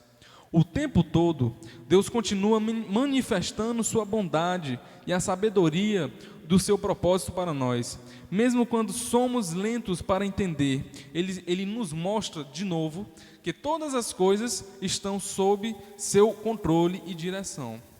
Então, esse foi basicamente o primeiro tópico, né, a murmuração, onde a murmuração é basicamente nós tentando assumir o controle, tentando assumir, tentando ser o cabeça da situação, né, sendo que isso não é verdade. Quem é um cabeça da situação, quem controla tudo é o Senhor. Nós estamos sob a mão do Senhor. E a murmuração é o pecado que nós devemos evitar, né? Uma murmuração que entristece o Senhor constantemente, onde Deus nos agracia com chuva, onde Deus nos agracia com lar, com comida, né? Para comermos, né? Água para bebermos, banharmos, né? Cama confortável para nós dormirmos. Então, em vez de murmurentos, né? Em vez de exalarmos essa murmuração, vamos ficar gratos, né? Vamos ser mais gratos a Deus, agradecer a Deus por cada coisa que Ele nos tem ajudado, né? Como diz aquele versículo, que até aqui o Senhor tem nos sustentado, né? Glória a Deus, graças a Deus, muito obrigado. Então, em vez de murmuração, vamos agradecer mais a Deus. Vamos agora para o segundo tópico, né? Adoração falsa. basicamente a idolatria, né? Além da murmuração, a história do povo de Israel foi manchada pela adoração falsa. Quando deixamos que os desejos e temores de nosso coração nos afastem de Deus, passamos a criar deuses que supostamente seriam mais favoráveis a nós e que correspondem aos desejos do nosso coração. Em vez de nos submetermos à vontade de Deus, queremos deuses que façam a nossa vontade. É basicamente o que tem acontecido hoje, né? Aconteceu no tempo de Israel, né, do tempo hebreu, né, e acontece nos tempos de hoje, por exemplo, com aqueles pastores ou irmãos mesmo, entre aspas, que em vez de pedirem a Deus, eles determinam a Deus, né, eles exigem que Deus faça tal coisa, né, e não de acordo, e não pedem a Deus de acordo com o que Jesus pediu a Deus, né, que se possível, se fosse conforme a sua santa vontade, o Senhor me livrasse do cálice da ira, né? Deus, Jesus, que é o próprio Deus, nem Ele teve a audácia de, a ousadia que certas pessoas hoje em dia têm, que é de determino, né? Determino que o Senhor faça isso, eu exijo, praticamente Ele está falando, eu mando que o Senhor faça isso, isso é uma ordem, né? E nem Jesus, que é basicamente o próprio Deus, foi assim, imagine nós, né? Meros humanos. Jesus, muito pelo contrário, disse que seja feita a tua vontade, não a minha, né? Seja feita a vontade de Deus. Enquanto Moisés estava no alto do monte Sinai, recebendo as leis de Deus e as instruções para o tabernáculo, o povo de Israel ficou inquieto pela demora e pediu a Arão uma outra forma de se chegar a Deus. Levanta-te, faze-nos deuses que vão adiante de nós, pois quanto a este Moisés, o homem que nos tirou do Egito, não sabemos o que lhe será sucedido. Queriam estabelecer o tempo e o modo de seu acesso ao Senhor, e que seus desejos fossem prontamente atendidos. Queriam deuses que servissem a eles, em vez de servirem e adorarem ao Senhor. Essa inversão é característica fundamental da falsa adoração, né? Essa inversão de valores, né? O valor que Deus tem, né, com o valor que nós temos, né, que o próprio Deus fala que nós, sem Jesus, né, o que nos torna valoroso, né, o que nos torna valer alguma coisa, o que faz a gente valer alguma coisa, é Jesus que está em nós, né? Essa carcaça, essa carne pecaminosa, né, não vale nada, é vácuo, né? E como o pastor falou, né, e como a Bíblia fala, eu não sei se foi o profeta Isaías, eu não estou lembrado, mas diz que nós somos menos do que um vácuo, né? Nós não somos nada. Então essa carcaça, né, pecaminosa, essa carne pecaminosa não é nada. O que torna eu, o irmão, o pastor, né, os diáconos, enfim, valorosos, né, é Jesus que está em nós. Jesus é que nos dá valor, né? Jesus é que nos torna. Quando a gente peca, né, o Senhor Deus, Ele não olha para nós, né? Ele olha para Cristo que está em nós, entendeu? Ele olhando para Cristo, Ele nos perdoa, né? Agora, se fosse só nós, né? Como diz, né? Que Jesus é nosso advogado fiel. Então, o que nos defende, né? Contra a mão da ira de Deus é justamente Jesus, né? É Jesus que está lá para nos socorrer, ser nosso advogado fiel. Continuando. Ao contrário da verdadeira adoração, quem tem como base a gratidão pela redenção recebida, a falsa adoração é usurpadora. Ela exige recursos que não forneceu, se apropria de feitos que não realizou e quer se passar como verdadeira adoração ao Senhor. Repetindo, ela exige recursos que não forneceu, se apropria de feitos que não realizou e quer se passar como verdadeira adoração. Então, é uma adoração usurpadora, uma adoração falsa, né? Que quer entrar no lugar da adoração ao Senhor verdadeiro, né? Ela toma os elementos de culto destinados à honra e glorificar a Deus e os dispõe para nosso próprio deleite e diversão. Um exemplo bem claro, né, quando o povo ele pediu, né, para fazer o bezerro de ouro. Aquele ouro era ouro, né, destinado a práticas de cultos ao Senhor Deus, né? Então o povo ele pegou esse ouro, né, e mandou Arão fazer um bezerro de ouro, né, um bezerro que esse bezerro serviria para idolatração, né, do povo para com esse bezerro, né, fazendo o povo pecar. Entretanto, o Senhor está atento à falsa adoração, e parte da obra redentora é julgá-la. Deus viu o que o povo estava fazendo e alertou Moisés para o grande pecado que estava cometendo. Depressa se desviou do caminho que lhes havia eu ordenado.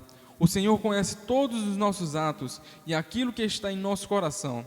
Nada podemos esconder dele, nem podemos enganá-lo.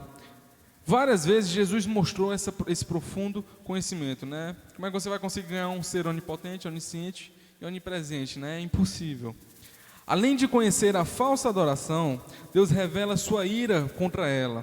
Naquela ocasião, como em várias outras, o Senhor mostrou que aquele povo merecia ser imediatamente destruído. Deixar de adorar de fato a Deus é atentar diretamente contra a sua glória. Mais uma vez, deixar de adorar de fato a Deus é atentar diretamente contra a sua glória, né? Eu me lembro claramente do primeiro catecismo de Westminster, né? Que ele fala que o fim principal do homem é glorificar a Deus, né? O nosso fim principal é glorificar a Deus. Se nosso objetivo principal aqui é glorificar a Deus, por que nós não glorificamos, né? Porque nós deixamos, como ele fala aqui, se adorar a Deus mexe diretamente para com a sua glória, por que nós deixamos de adorar a Deus, né? Porque a gente às vezes se entrega à idolatria. Resposta, porque nós estamos cheios do pecado, né? Nós estamos nesse corpo pecaminoso, né? Que nos engana, né? Que faz a gente errar o alvo, né? Que é Cristo. Por isso, ao chegar ao acampamento, Moisés quebrou as tábuas da lei, mostrando quão grave era aquilo para a aliança. Arão também foi duramente repreendido, pois deveria zelar pelo bem do povo, em vez de atender os seus desejos idólatras. Não fosse a intercessão de Moisés, o povo e Arão teriam sido destruídos naquele dia. Por fim, é preciso dizer que a falsa adoração precisa ser duramente combatida. Moisés reduziu a pó o bezerro de ouro e o lançou na água para que o povo bebesse e se lembrasse do amargor do seu pecado. Também chamou os levitas e deu ordem que atravessassem o acampamento, matando todos os que encontrassem pelo caminho. Então a gente pode ver que para com o pecado que mexe diretamente com a glória do Senhor, né, eles exigem, né, uma consequência tamanha, né, onde Moisés, como foi dito aqui, ele fez o povo beber, né, resquícios do bezerro, né, que foi lançado na água, e chamou os levitas e deu ordem que atravessassem o acampamento, matando todos os que encontrassem pelo caminho, né. Então, consequências do pecado o pecado da adoração falsa, né, idolatria. Esses atos extremos mostram quão empenhados devemos ser no combate à falsa adoração no meio do povo de Deus, né? Esse foi o segundo tópico, né? Idolatria, falsa adoração. Vamos agora para o terceiro tópico, a incredulidade. Cerca de 2 anos após a saída do Egito, Israel chegou à fronteira da terra de Canaã. O Senhor determinou que fosse formado um grupo composto de um líder de cada tribo para espiar a terra. Essa terra aqui, eu creio que a maioria entende que seja a terra de Canaã, né? A terra que o Senhor prometeu que o povo de Israel iria morar lá. Isso traria informação, esses espias que foram lá, espias foram espiar, né? Foram espiar essa terra, né? Foram ver como essa terra era, como era o poderio militar dessa terra. Isso traria informações sobre a terra e prepararia o povo para a batalha. Após a expedição de 40 dias, o relatório dos espias trouxe 2 informações. A terra era maravilhosa e os povos que viviam nela eram poderosos. A primeira parte do relatório confirmava que aquilo que desde o começo Deus havia dito ao povo, ou seja, a terra que mana leite e mel, né, era verdadeiro, né? Essa promessa que Deus havia feito ao povo, né, o que ele havia dito, né, era verdadeiro. Uma terra abençoada. A segunda informação é parte distorcida, né? Ela distorce a promessa divina e insere um componente de incredulidade, né? Quando eles falam, né, que os povos que viviam nela eram poderosos, né? Então isso já deu um quê de incredulidade, um quê de medo, né? E falta de coragem, né? Onde o povo passou a não confiar na promessa de Deus, em que ele diz que estava com ele, né, perante qualquer situação, né? Deus estaria com ele nas adversidades, na guerra, assim como ele estava com Davi quando ele enfrentou Golias, né? Embora um menino pequeno, sem força, né, e um guerreiro experiente como Golias, Davi, como ele estava com Deus, né, amparado por Deus, junto a Deus, Davi conseguiu vencer, né, graças ao Senhor, porque ele não foi incrédulo, assim como o povo está sendo aqui, né? Eles já disseram isso, que os povos que viviam nela eram poderosos. Justamente ele vai falar aqui para colocar medo ao povo, né, e jogar essa incredulidade ao povo, para eles deixarem de mão esse pensamento de querer, né, guerrear contra esse povo para dominar, né? Então eles queriam distorcer tudo, né, distorcer a promessa que Deus havia feito de que eles iriam para a terra prometida, né? Sempre foi mencionado que a terra era habitada por vários povos, mas Deus havia prometido dá-la a Israel. Ao destacar que os povos eram poderosos, os espias colocavam em dúvida não apenas as suas condições de conquistar a terra, mas principalmente as condições de Deus para cumprir sua promessa. Eles disseram: não poderemos subir contra aquele povo, porque é mais forte do que nós. Olha a incredulidade falando aí, né? A falta de fé no Senhor falando aí. A incredulidade se manifesta desses dois modos.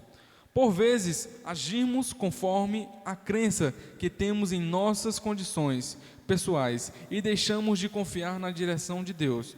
Ou seja, é quando a gente toma o lugar, né, o egocentrismo. O ser humano, ele toma o lugar de Deus, né, e essa incredulidade, essa falta de fé em Deus, né, ela vem à tona, né, onde nós somos os donos da nossa vida e nós nos responsabilizamos por tudo, né, nós depende somente de nós. Essa é uma das formas de incredulidade. Deixamos Deus, né, de lado quando a gente cria aquela autoconfiança, né, aquele egocentrismo sobe, onde não, eu posso fazer sozinho, não dependo de Deus. E essa incredulidade é uma forma de incredulidade, né? Você joga Deus de lado e toma o lugar de Deus, né?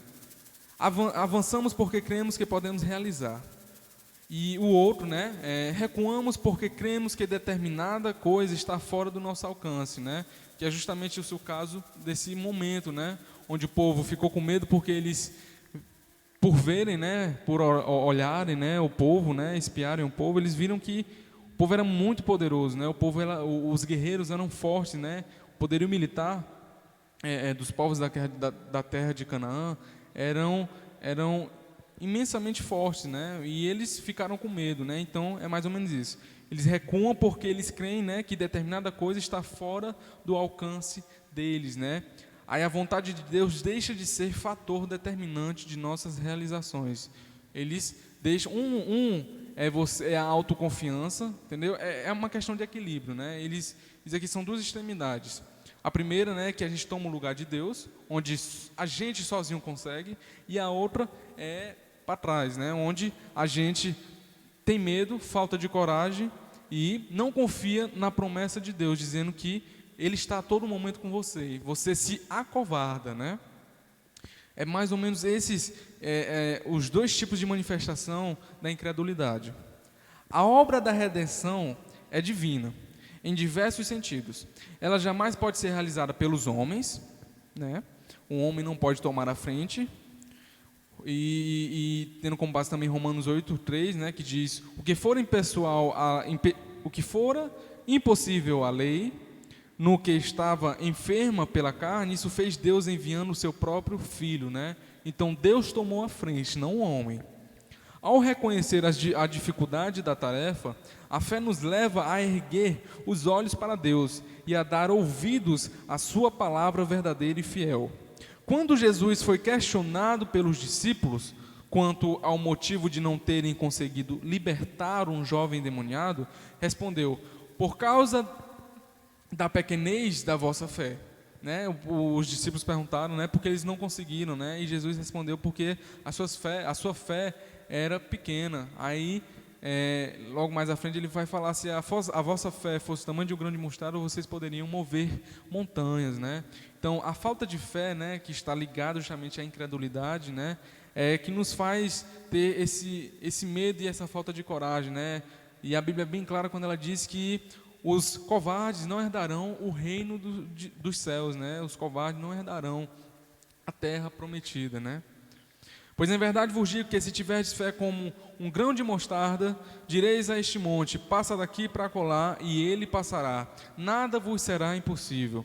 Mas incredulidade faz com que tratemos as coisas divinas como se estivessem nas mãos humanas e passamos a julgá-las segundo os nossos olhos. Como acontece na murmuração, a incredulidade também pode se manifestar pelo desprezo às dádivas divinas. Mais uma vez, como acontece na murmuração, a incredulidade também pode se manifestar pelo desprezo às dádivas divinas, né? Você abandona toda aquela obra de Deus para com sua vida, você abandona toda aquela proteção que Deus lhe concede, né? Como o povo hebreu fez. Para convencer o povo, os espias passaram a falar mal da terra e sobrevalorizar o poder dos povos que ali habitavam, né? Então eles aumentaram, né? Eles aumentaram na fala, né? Na conversa, o poderio militar do povo, para justamente colocar medo no povo, para que o povo, né, não fosse guerrear contra os que ali habitavam na terra de Canaã, né? Logo, todo o povo também estava murmurando e chegou a sugerir voltar para o Egito, né? Só que aí surge duas pessoas, né? Duas pessoas, chamadas Caleb e Josué, que se mantiveram fiéis, né? Se mantiveram fiéis e se mantiveram crédulos ao Senhor Deus, né? Confiaram ao Senhor Deus. Com isso, eles nos ensinam como enfrentar a incredulidade. Valorizaram, no caso Caleb e Josué, valorizaram a terra, lembraram a promessa do Senhor e convocaram o povo a ter confiança e coragem no Senhor. Disseram: a terra, pelo meio da qual passamos a espiar, é terra muitíssimo boa. Se o Senhor se agradar de nós, então nos fará entrar nessa terra e nos dará terra que emana leite e mel. Tão somente não sejais rebeldes contra o Senhor, e não temais o povo dessa terra, porquanto como pão os podemos devorar, retirou-se deles o seu amparo. O Senhor é conosco, não os temais, né? Então, basicamente, Josué e Caleb, né, se mantiveram firmes e lembraram das promessas de Deus, que Deus havia prometido, né? E com isso, além de fortalecerem, né, fortaleceram o povo com as palavras ditas por Deus, né? Temos muitas razões para manter a fé e a confiança em Deus. A fidelidade do Senhor e os benefícios de obedecer a Ele deveriam ser evidentes a todos. No entanto, o desígnio do coração do homem é continuamente mau. Por isso, somente o Senhor é capaz de vencer a incredulidade e nos trazer para a fé, né? É basicamente aquele versículo, né? Pela graça sois salvos mediante a fé. E isso não vem de vós, é dom de Deus, né? Então, por isso somente o Senhor é capaz, só Ele é capaz de vencer a incredulidade. Ele é que nos faz ter fé.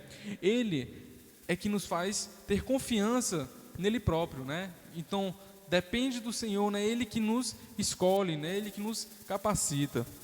O povo estava prestes a apedrejar Caleb e Josué, quando a glória do Senhor apareceu diante do povo e a incredulidade foi denunciada. Quando Jesus anunciou ao pai daquele menino endemoniado que tudo é possível ao que crê, a resposta em lágrimas foi: eu creio, ajuda-me na minha falta de fé. A incredulidade é um persistente problema contra o qual sempre somos desafiados a agir. Os discípulos não acreditaram nas mulheres que afirmavam a ressurreição de Jesus, e quando ele os encontrou, repreendeu-lhes a incredulidade. O mesmo aconteceu com Tomé. Ele não acreditou em seus irmãos que haviam visto Jesus ressuscitado. Ele afirmou que de modo nenhum creria se não tocasse nos ferimentos da cruz. Jesus apareceu a ele e disse: não sejais incrédulo, mas crente, porque me vistes, crestes, porque me vistes, crestes. Bem-aventurados os que não viram e creram, né? Então esse foi basicamente o terceiro tópico, a incredulidade, né? Onde devemos cada vez nos fortalecermos na palavra de Deus, né? Devemos nos fortalecermos nas promessas de Deus, assim como Josué e Caleb fizeram, né? Eles voltaram às promessas de Deus, né? Lembraram, colocaram à tona as promessas que Deus fez, né? Lembraram ao povo o que Deus havia dito a eles, né? Conclusão: as maravilhosas experiências de Israel com Deus e dos discípulos com Jesus não os impediram de tropeçar e pecar. A murmuração, a corrupção da adoração e a incredulidade constantemente nos assediam. Precisamos estar alertas quanto à sua presença e seus efeitos. Aprender a fixar os nossos olhos e o nosso coração no Senhor e em sua palavra, e pedir-lhe que nos transforme e nos conduza em obediência e fé. Então, basicamente, o ponto central da lição, né, ele trouxe aqui 3 problemas, né? Murmuração, adoração corrompida, incredulidade, que eram justamente os principais problemas do povo hebreu, né? Do povo de Deus, que vem à tona em períodos de diversidades, né? E períodos de bonança também, quando o povo deixa Deus de lado, né? E a lição nos ajuda, né? E nos diz que devemos lutar contra isso constantemente, né? Como ele fala aqui no final, que esses pecados, eles nos assediam constantemente, né? Eles nos provocam constantemente. Então, se nós não nos armarmos com as armaduras que o Senhor nos concede, como diz lá em Efésios 6, né? Nós ficaremos fracos e esses assédios, né? Passarão a nos dar problemas, né? Passarão a fazer com que nós não sejamos só assediados, mas sim também, que nós pequemos, né? Nós, em vez de só ser assediados, vamos pecar, né? Porque nós estamos fracos espiritualmente, nós não nos fortalecemos em Deus. Então é basicamente isso, né? Lutar contra esses pecados, e o melhor jeito de lutar contra esses pecados, né? Se entregando e buscando a Deus constantemente. É necessário, sim, vir aos cultos, é necessário assistir os cultos, é necessário ler a Bíblia todo dia, é necessário a oração. Esses são os meios do qual nós nos fortalecemos, esses são os meios nos quais nós nos utilizamos das armaduras de Deus, né, que Deus nos concede. Então, irmãos, basicamente foi essa a lição 9, né? Espero que tenha ficado entendido, né? A todos aqui que estão presentes na igreja e todos da live, né? Que tenha ficado entendido. Que Deus abençoe a cada um. E agora nós vamos encerrar orando, né? Pedindo para que o Senhor abençoe, né? Essa lição que tenha ficado em todos os nossos corações, que nós possamos praticar essa lição no nosso cotidiano, né? Na nossa vida, né? Lutarmos contra esses pecados. Também vamos orar pelas pessoas que estão com Covid, né, com essa doença que está assolando o mundo, né? Deus possa abençoar, possa perdoar nossos erros e pecados, abençoar nosso líder, né? Enfim, vamos orar agora. Baixamos nossas cabeças, vamos entregar em oração a Deus. Senhor Deus, amado Pai, Santo Deus de Israel, muito obrigado, Senhor Deus, por esse privilégio, Senhor Deus, por esse momento, Senhor Deus, de adoração a Ti, Senhor Deus, de aprendizado a Ti, Senhor. Que o Senhor possa estar abençoando, Senhor Deus, a cada um, abençoando todos que estão aqui, todos que não puderam vir, Senhor Deus, abençoe a lição, que tenha ficado, Senhor Deus, nos corações de cada um, Senhor Deus, que cada um tenha entendido, Senhor Deus, o que foi posto aqui, Senhor Deus, que cada um, em vez de só falar, mas que nós possamos, em vez de só falar, possamos também praticar, Senhor Deus, que mas antes praticar do que só falar, Senhor Deus, porque a gente demonstra que ama o Senhor verdadeiramente na prática, né? Demonstrando atitudes de um verdadeiro embaixador de Cristo, de um representante de Cristo, né? Então, Senhor Deus, abençoe, Senhor Deus, a cada um.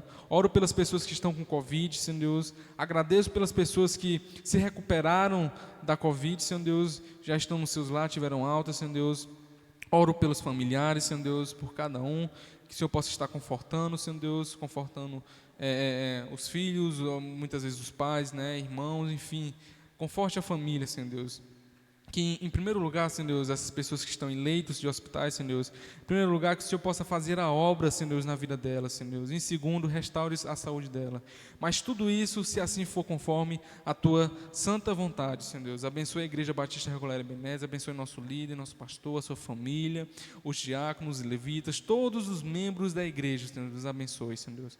Abençoe também os pastores Dantas, Lúcio, Custódia, pastor Silas, Senhor Deus, lá de Fortaleza. Abençoe o pastor Jardel, Senhor Deus, de Sobral, Senhor Deus, que são nossos amigos, assim, vizinhos, Senhor Deus, irmãos vizinhos, igrejas vizinhas, Senhor Deus, que pregamos a verdadeira palavra juntos, Senhor Deus, e servimos juntos a Ti. Abençoe os irmãos que estão pregando aí fora, os missionários, Cris e eu me esqueci do nome do outro, e o pastor Mafra. Abençoe, Senhor Deus, nessa luta, Senhor Deus, que eles possam estar, Senhor Deus, e continuar firmes na Tua obra, Senhor Deus, e que nós aqui, Senhor Deus, juntamente com outras igrejas, possamos, Senhor Deus, estar abençoando eles, Senhor Deus, com capital, né, Senhor Deus, ajudando, amado Pai, eles, suprindo as suas necessidades lá, Senhor Deus, que o Senhor possa estar usando eles para pregar o Evangelho e usando a nós, Senhor Deus, para ajudarmos na continuação dessa pregação do Evangelho. Senhor Deus, abençoe a cada um, perdão pelas nossas falhas e pecados, nos leve para os nossos lares, abençoe nosso almoço, esse meio-dia e logo mais o culto à noite. Em nome do Senhor Jesus Cristo, amém. Às 18 horas nós teremos o culto em ação de graças.